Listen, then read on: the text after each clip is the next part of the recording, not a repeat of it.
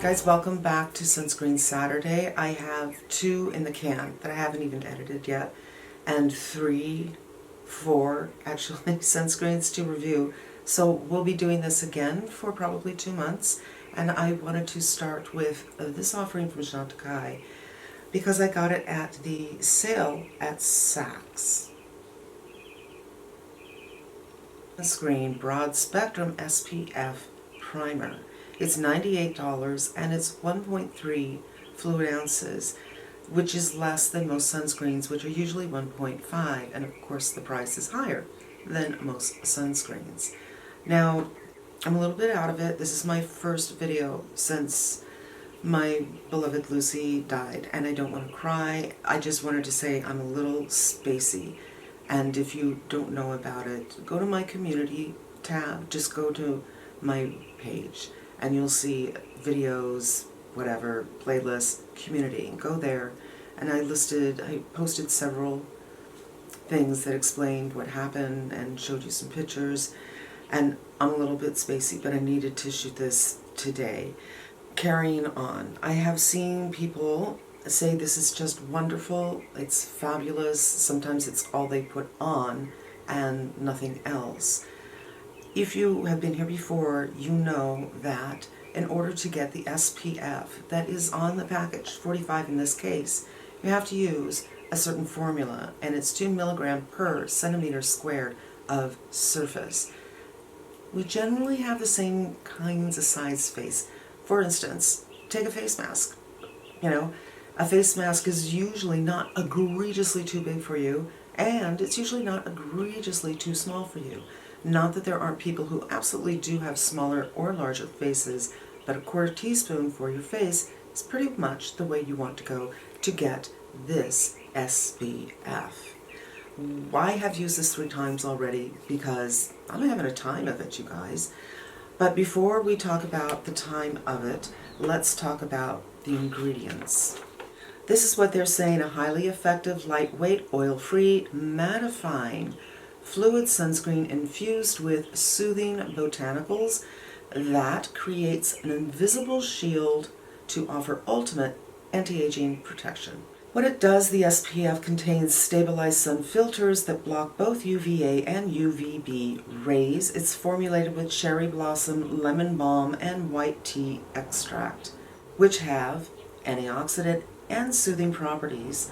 Carosine, which helps promote a more firm and toned appearance and helps soften the look of wrinkles, and a blend of 3 highly effective, non-penetrating sunscreens that create an SPF to help increase UVA, UVB protection by 45 times.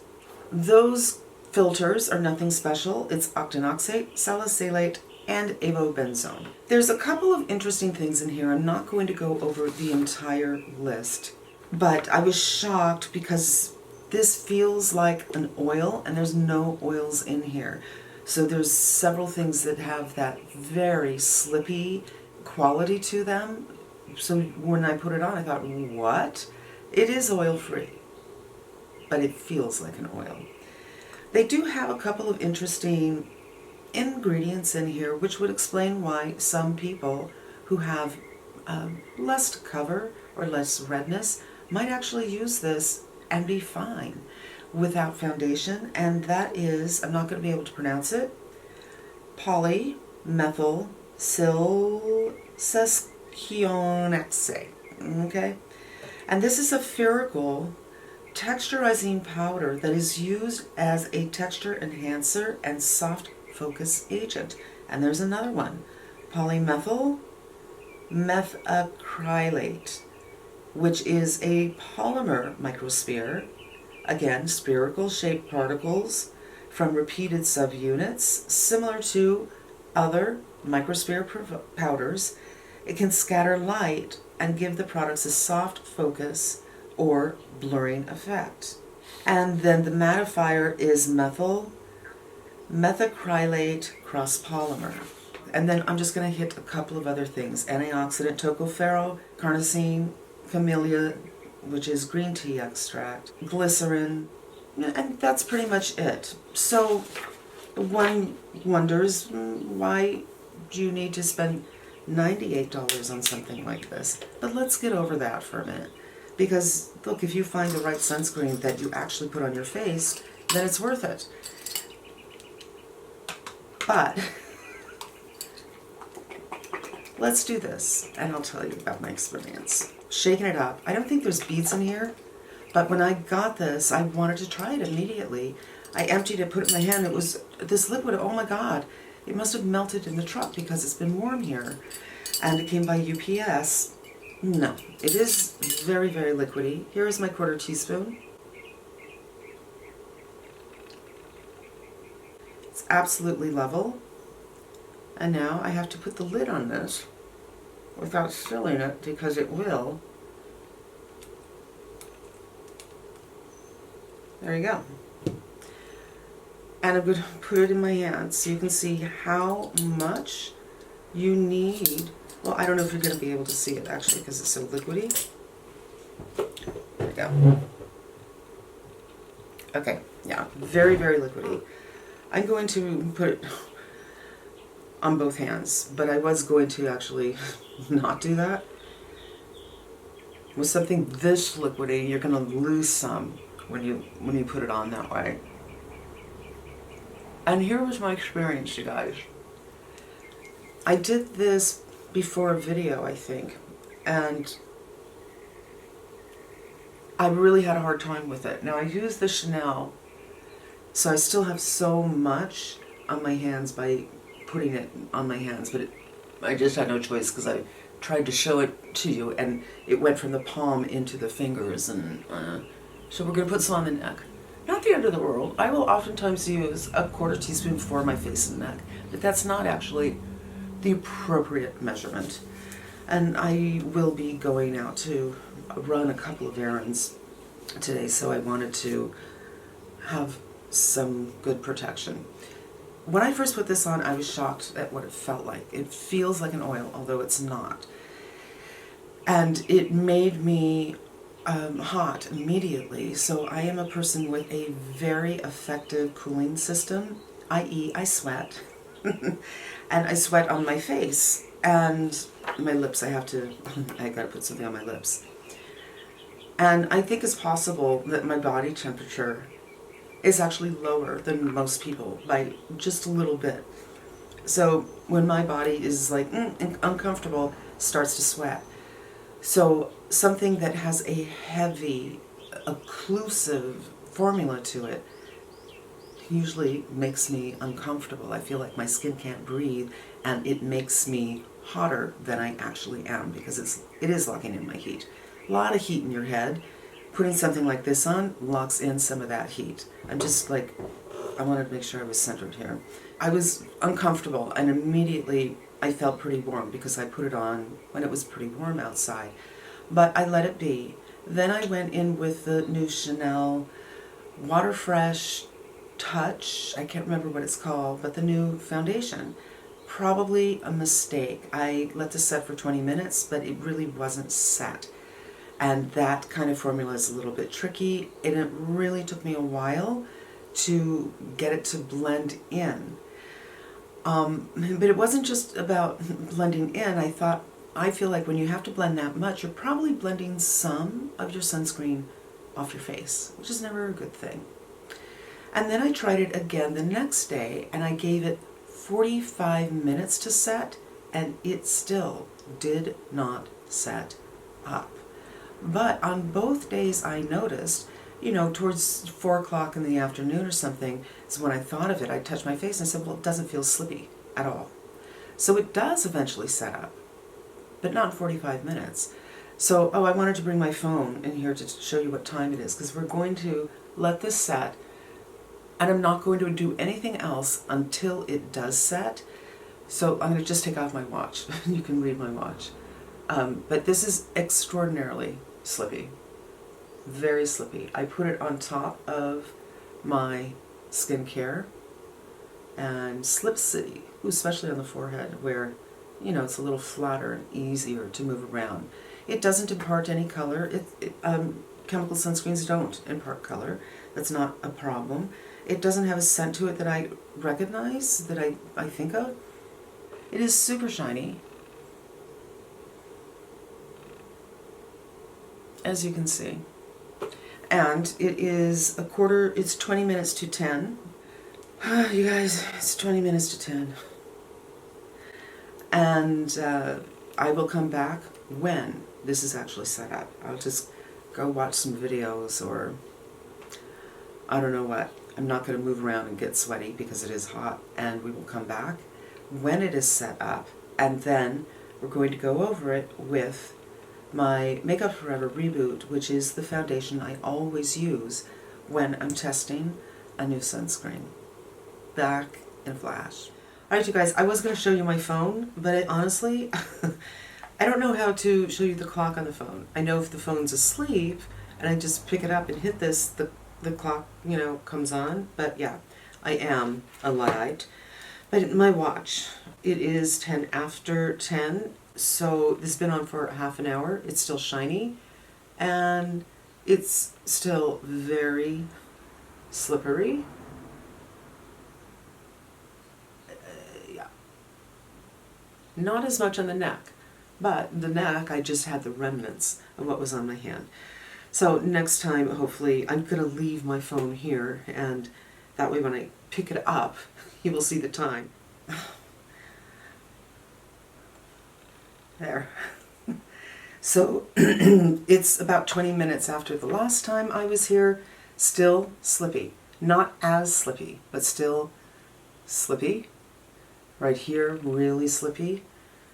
Forehead, really slippy. I still wouldn't necessarily want to put on my foundation now, but I could. The thing is, when it's really, really slippy, it is indicating to me it hasn't adhered to the skin, and when I put a foundation on over it, those two are going to commingle, which isn't the end of the world. It's not going to get rid of the sunscreen, but it could diminish it a little bit because some of it's going to come on your hands or your beauty blender. So I don't, and also I'm not experiencing that matte that they're saying that this offers you. It's not there yet.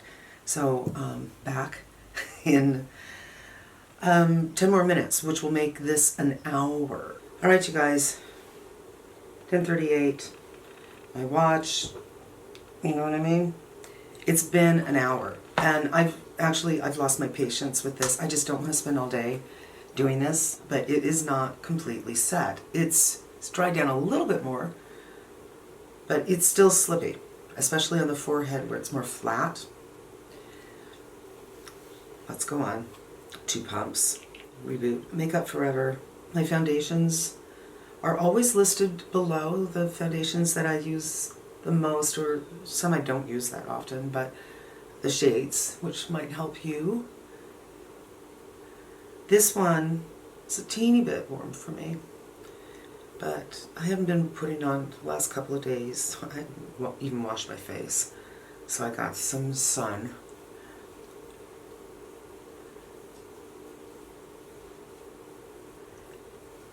So I'm not feeling them peeling or balling or anything like that, but let's see how it looks. It doesn't look all that hot on the forehead, so I'm just going to work it in. I'm going to scooch right around here. It doesn't look that great, and that whole pore filling thing that a primer usually does, I don't feel that I am getting that effect here at all. I don't know if you just saw what happened there with the nose.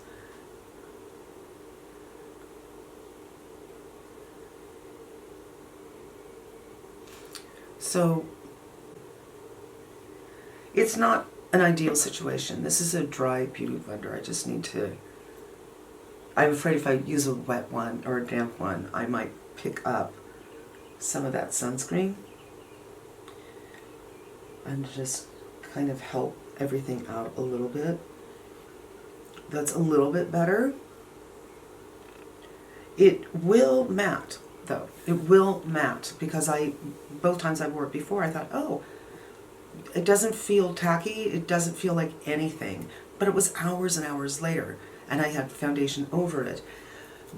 So for me, this is not a good SPF unless you want to wait an hour and a half before you leave the house. But in that hour and a half that you're wearing it and waiting for it to set, it's degrading, you know. It degrades when it's exposed to sunlight. So it really, if you've got sunlight coming through your windows or whatever, and you're planning, okay, I'm going to put this on 2 hours, an hour and a half, before I put on my makeup, and then I'm going to leave. But you have windows, it's degrading, and you're going to lose your SPF protection. So how can you use this? Well, you could use it as a primer, but it doesn't have that pore filling thing. My pores look emphasized, actually, on my forehead. It does have that soft blur kind of thing, but the powder spears in here that give you that, you can find that elsewhere. You can certainly find it in some powders, but it's in foundations as well. If you have really, really good skin and you don't need to do a foundation, you're still not going to be matte for some time unless you use this more like a primer. So instead of using a 1/4 teaspoon, you're using just a touch. And you can do that. But again, if you're looking for, you know, your pores not to show, this is not the product for you unless maybe you add powder, you know, because the powder, let's try it, the powder will help that. And the Kosas does that really well. And I haven't used the Kosas powder in a long time. So let's see if we can make an improvement here. But I'm only doing this not because this won't be matte eventually, because it will, but because I don't like what it's doing for my pores on my forehead. Now, if you do decide you want to use this as a primer, which just doesn't make sense to me, because it's not filling out your pores, it's exaggerating everything, and while it does have that fuse thing that the beads give you, the minute you put foundation over it, it won't really matter that much. So it would be maybe a finishing touch for you after you put on your regular sunscreen. But because there's avobenzone in here, you can't do it with a mineral sunscreen because zinc and avobenzone are not friends. I mean, that's improving things with the pore issue. But for me personally, this is just a fail. As a sunscreen, it's a fail. As a primer, it's not pore smoothing at all. It's just, for me, it's not going to work. I'm not going to use this as something to just put on and leave the house. And I'm not going to use this as a primer over another sunscreen, because then I really have to think about what sunscreen I'm wearing. And I have, you know, a lot of sunscreens. But for me, this is just a fail. And it's an expensive fail. And that is it, you guys. That is today's Sunscreen Saturday video. I want to thank you so much for spending some time with me. I hope it was helpful to you. And I hope that you come back again. Until we meet again, be safe and smart. And I'm wishing you good health.